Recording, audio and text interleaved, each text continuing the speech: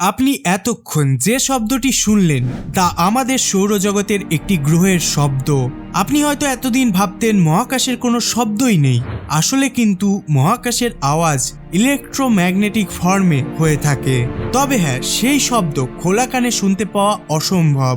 তবে বর্তমানে বিভিন্ন উপকরণের মাধ্যমে মহাকাশে থাকা ইলেকট্রোম্যাগনেটিক ওয়েভগুলোকে মেকানিক্যাল ওয়েভে পরিণত করা যায়, যার সহজ ফলাফল আমরা খোলা কানে এই শব্দগুলোকে শুনতে পাই।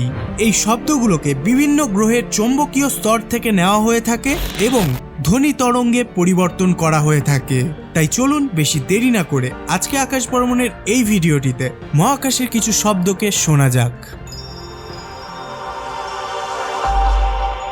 তবে ভিডিওটিতে এগিয়ে যাওয়ার আগে আপনাদেরকে বলতে চলেছি এমন একটি অ্যাপের ব্যাপারে যেখান থেকে আপনারা আমার মতো প্রতিদিন জিততে পারবেন 10 কোটি টাকা। হ্যাঁ, আমি কথা বলছি ভারতবর্ষের অন্যতম বিশ্বাসযোগ্য এবং আমার প্রিয় ফ্যান্টাসি গেমিং অ্যাপ প্লেয়ার স্পটের ব্যাপারে।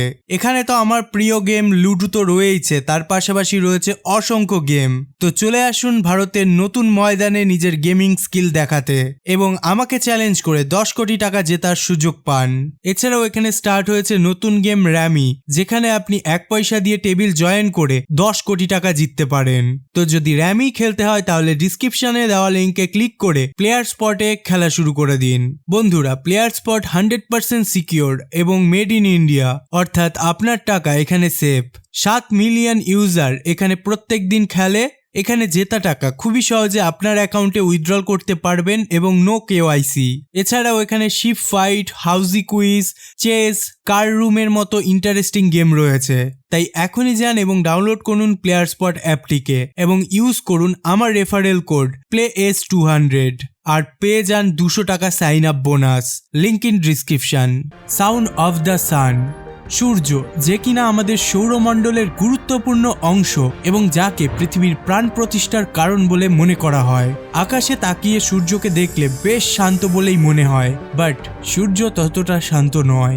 মহাকাশের শূন্যস্থান থাকায় পৃথিবী পর্যন্ত সূর্যের শব্দ এসে পৌঁছাতে পারে না। কিন্তু একবার ভেবে দেখুন, মহাকাশে যদি বায়ুমণ্ডল থাকতো তাহলে কি হতো? তাহলে সূর্যের সাউন্ড আমরা কানে শুনতে পেতাম। 20 বছরের মহাকাশের তথ্য অনুযায়ী সূর্যের নিজস্ব শব্দ রয়েছে যা অনেক বেশি জোরালো। ইউরোপিয়ান স্পেস এজেন্সি এবং নাসা সোলার সিস্টেম এবং হেলিসাফেরিক অবজারভেটরি 2018 সালে সূর্যের আওয়াজ সকলের সামনে রেখেছিলেন। এই শব্দের জন্য 19-20 বছর পর্যন্ত সূর্যের অ্যাটমসফিয়ারের সমস্ত আচরণ ক্যাপচার করা হয় এবং তারপর সব রেডিয়েশনকে সাউন্ড ওয়েভে রূপান্তরিত করে সূর্যের আওয়াজ আমাদের পর্যন্ত পৌঁছায়। বর্তমান অবস্থায় এই আওয়াজ বিজ্ঞানীদের সূর্য সম্বন্ধে অনেক কিছুই বুঝতে সাহায্য করে যা চোখ দিয়ে দেখা সম্ভব নয়। তাহলে চলুন শুনে নেওয়া যাক সূর্যের এই আওয়াজ।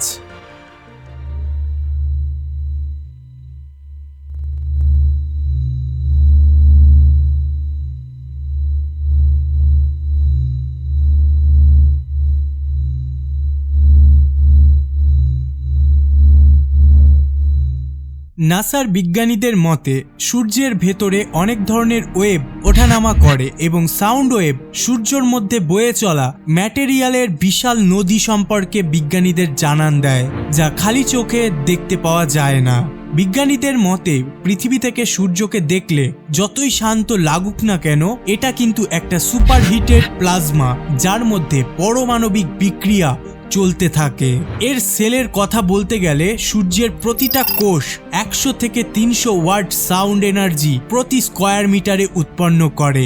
এই সাউন্ড পুলিশের সাইলেন্ট বেলের সমান। যেহেতু সূর্যের আকাশ পৃথিবীর প্রায় 13 লক্ষ গুণ বড়, এই অবস্থায় আপনারা কল্পনা করুন 13 লক্ষ পৃথিবীর মতো বড় বড় পুলিশের সাইলেন্ট যদি একসাথে বাজে তাহলে কি হবে? অর্থাৎ সূর্য থেকে উৎপন্ন আওয়াজ আমাদের ভাবনার ঊর্ধ্বে।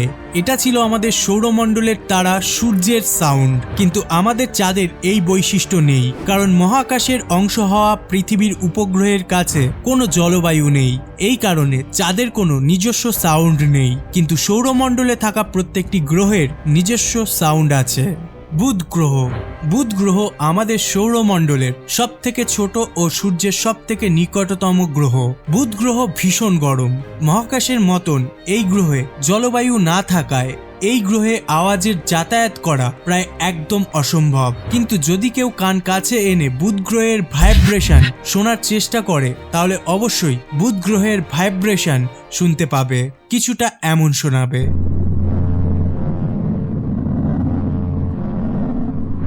শুক্র গ্রহ আমাদের সৌরমণ্ডলের দ্বিতীয় গ্রহ হওয়ার পাশাপাশি শুক্র গ্রহ এমন একটি গ্রহ যার জলবায়ুতে কার্বন ডাই অক্সাইডের স্তর অনেক মোটা। তার ফলে শুক্র গ্রহতে আওয়াজের পিচ অনেক ভারী হয়ে যায় এবং ভোকাল কর্ড অনেক ধীর গতিতে ভাইব্রেট হয়। যদিও শুক্র গ্রহের ভাইব্রেশন স্পিড পৃথিবীর তুলনায় অনেক জোরে হয়ে থাকে। শুক্র গ্রহ থেকে আগত সাউন্ড জলের ভেতরে থেকে কথা বললে যেমনটা শোনায় ঠিক তেমন। শুক্র গ্রহতে প্রচুর বজ্রপাত হয়, এই কারণে শুক্র গ্রহ থেকে বজ্রপাতের আওয়াজও শোনা যায়। পৃথিবী কয়েক বিলিয়ন বছর ধরে পৃথিবী মহাকাশে যাত্রা করছে। নিস্তব্ধ থেকে পৃথিবী সূর্যের চারিদিকে পরিক্রম করছে। আমরা পৃথিবীতে বসবাস করেও পৃথিবী ঘোরার কোনো আওয়াজ পাই না, কিন্তু বিশেষজ্ঞদের মতে বাকি গ্রহের মতো পৃথিবী সূর্যের চারিদিকে ঘোরার সময় আওয়াজ করে। পৃথিবীর আওয়াজটা শুনতে অনেকটা এমন।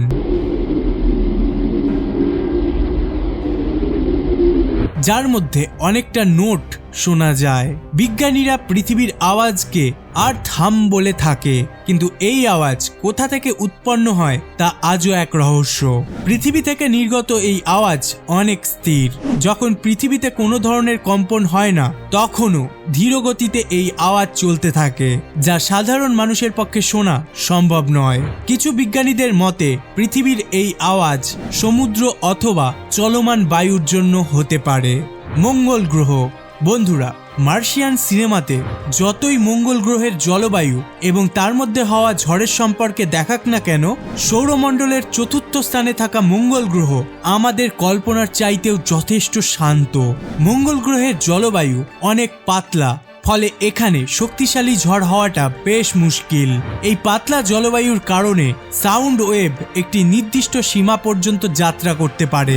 নাসার ইনসাইড ল্যান্ডারের মাধ্যমে রেকর্ড করা মঙ্গলের সাউন্ড ওয়েভ মঙ্গল গ্রহের সাউন্ডের সাথে আমাদেরকে পরিচয় করায়। সিসমোমিটার দ্বারা রেকর্ড করা এই ওয়েভ মঙ্গল গ্রহে বয়ে চলা হাওয়া ও সিসমিক ভাইব্রেশনের সাহায্যে রেকর্ড করা হয়েছে। শুনে নিন সেই আওয়াজকে।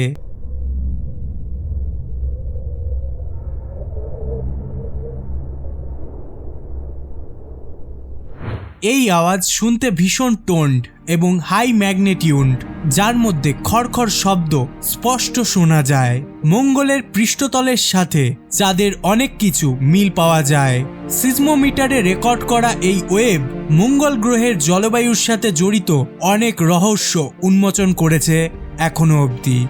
বৃহস্পতি গ্রহ আমাদের সৌরমণ্ডলের সবচেয়ে বড় গ্রহ বৃহস্পতি, এবং এটি আমাদের সৌরমণ্ডলের সবথেকে বড় গ্যাস জায়েন্ট। বৃহস্পতির জন্য পাঠানো নাসার সবচেয়ে বড় স্পেসক্রাফট যখন শক্তিশালী ম্যাগনেটিক ফিল্ড অতিক্রম করে এবং এই গ্রহে প্রবেশ করে, তখন সেখানে রেকর্ড করা সেই রেডিও সিগন্যালকে সাউন্ড ওয়েভে রূপান্তরিত করবার পর বজ্রপাতের এবং খড়খড় আওয়াজ শুনতে পাওয়া যায়, যা ঠিক এই রকম।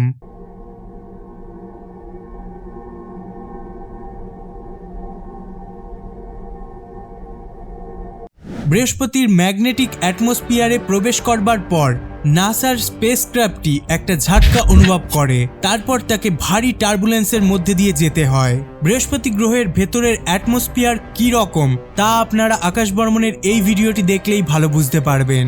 বৃহস্পতিতে সূর্য থেকে আগত চার্লস পার্টিকুলার প্লাজমা ওয়েভের সিগন্যালকে নাসার এয়ারক্রাফট জুনো ক্যাপচার করে, যা বৃহস্পতির ম্যাগনেটিক ফিল্ডে বাউন্স আপ হতে থাকে। এইসব সিগন্যালকে যখন আমরা সাউন্ডে রূপান্তরিত করি, তখন শক্তিশালী ম্যাগনেটিক ফিল্ডের জন্য অদ্ভুত ভয়ানক ও গর্জন করে ওঠার মতো আওয়াজ শুনতে পাওয়া যায়। আওয়াজটা ঠিক এই রকম।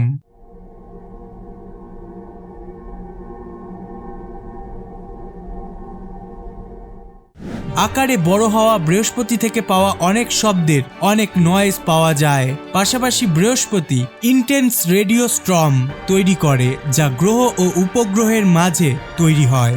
শনি গ্রহ আমাদের সৌরমণ্ডলের দ্বিতীয় সবচেয়ে বড় গ্যাস জায়েন্ট। শনি গ্রহ ইন্টেন্স রেডিও মিশনের অনেক বড় সোর্স।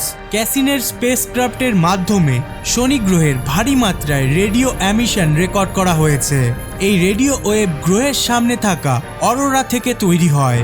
এই রেডিও এমিশনকে সাউন্ড ওয়েভে রূপান্তরিত করলে শনি গ্রহের যে আওয়াজ শোনা যায় তা শুনলে আপনারা চমকে যাবেন।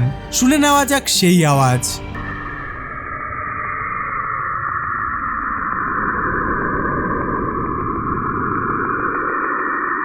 শনি গ্রহের আওয়াজ শুরুতে সাধারণ মনে হলেও ধীরে ধীরে আওয়াজে পরিবর্তন আসে।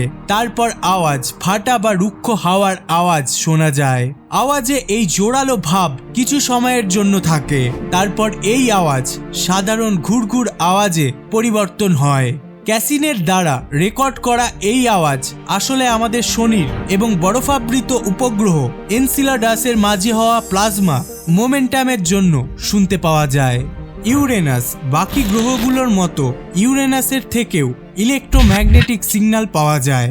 এই সিগন্যাল সবার আগে ভয়েজার ক্যাপচার করেছিল। এই ভয়েজার মহাকাশে অভিযান করতে করতে যখন সৌরমণ্ডলের বাইরে যাচ্ছিল তখন সে ইউরেনাস ও নেপচুন থেকে আগত ইলেকট্রোম্যাগনেটিক ভাইব্রেশন ক্যাপচার করে। নাসা ভয়েজার থেকে পাওয়া ডেটাকে যখন সাউন্ডে রূপান্তরিত করে তখন আমরা ইউরেনাস থেকে আসা আওয়াজটা শুনতে পারি। 13টা রিং বা বলয় এবং আরো অনেক স্পেস ডাবরিসে ঘিরে থাকার জন্য ইউরেনাসের আওয়াজ প্রতিধ্বনি হয়, যেটা এখন আপনি শুনতে চলেছেন।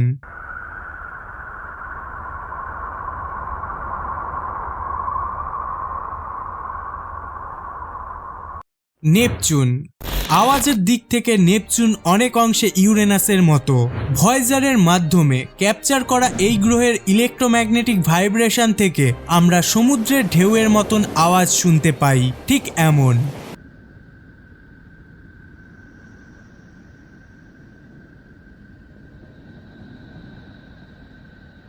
তো বন্ধুরা, এতক্ষণ তো জানলাম আমাদের সৌরমণ্ডলের সব গ্রহ এবং নক্ষত্রের আওয়াজ। চলুন এবার মহাকাশের দিকে যাওয়া যাক। Sound of beginning of universe. বন্ধুরা, মানুষ মহাকাশ সম্বন্ধিত ঘটনাবলী অন্বেষণে মহাকাশ বিজ্ঞানীরা অনেক উন্নতি করেছে। আমরা আমাদের সৌরমণ্ডলের গ্রহ থেকে আসা আওয়াজের সম্বন্ধে জেনেছি, পাশাপাশি বিশ্ব ব্রহ্মাণ্ডের শুরুর দিকে উৎপন্ন হওয়া আওয়াজের সম্বন্ধে জানতে চলেছি। বিজ্ঞানীরা 13.8 বিলিয়ন বছর পুরনো রেডিয়েশনকে কম্পিউটার সিমুলেশনের মাধ্যমে সাউন্ড ওয়েভে রূপান্তরিত করে বিশ্ব ব্রহ্মাণ্ডের শুরুর দিকের আওয়াজ কেমন ছিল সেটা জানার চেষ্টা করেছেন। যদিও এতে পুরো সাফল্য আসেনি, কিন্তু এখনো পর্যন্ত আমরা বিগ ব্যাং হবার 4 লক্ষ বছর পর আসল আওয়াজ শুনতে সফল হয়েছি। যখন আমরা মহাকাশের শুরুর দিকে মিলিয়ন বছরের আওয়াজকে 20 সেকেন্ডে তুলনা করি তখন আমরা প্রথমে খড়খড় এবং পরের দিকে ভারী আওয়াজ শুনতে পাই, যা ব্রহ্মাণ্ডের প্রথম নক্ষত্র নির্মাণের।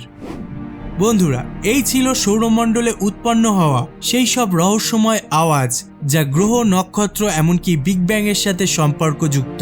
মহাকাশের জলবায়ু না থাকার কারণে এমন অনেক রহস্যময় আওয়াজ আছে যা আমরা কল্পনাও করতে পারি না, কিন্তু ইলেকট্রোম্যাগনেটিক ভাইব্রেশন এই রহস্য উন্মোচন করে, যা আমাদেরকে মহাকাশের রহস্যময় আওয়াজের সাথে পরিচয় করিয়ে দিয়েছে। তো বন্ধুরা, কমেন্ট করতে ভুলবেন না কোন গ্রহের আওয়াজ আপনার সব থেকে রহস্যময় লেগেছে। আর ভিডিওটি ভালো লাগলে অবশ্যই লাইক করবেন, বন্ধুদের সাথে শেয়ারও করবেন। পাশাপাশি আকাশ বর্মন চ্যানেলে নতুন হলে অবশ্যই সাবস্ক্রাইব করে বেল আইকনটিতে প্রেস করে নেবেন এরকম ইন্টারেস্টিং ভিডিও সবার আগে দেখতে। সর্বশেষে thanks for watching, stay happy, stay cool.